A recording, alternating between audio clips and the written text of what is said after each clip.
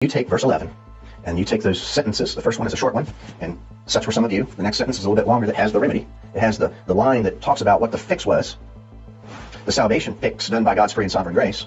And if you take those, and you pervert those into making it such were some of you because you've stopped every single one of those sins, and the other lists that are in the scripture, you've stopped them, and that's why that you're not that person anymore, instead of the fact that God's people have been washed, sanctified, and justified.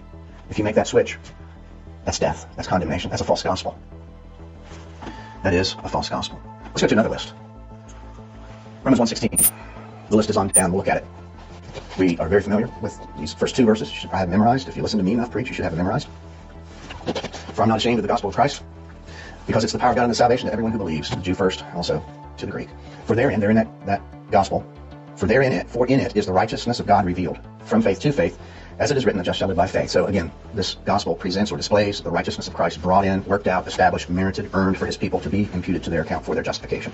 Verse 18, for the wrath of God is revealed from heaven against all ungodliness, and unrighteousness of men. Notice, who suppress the truth in unrighteousness.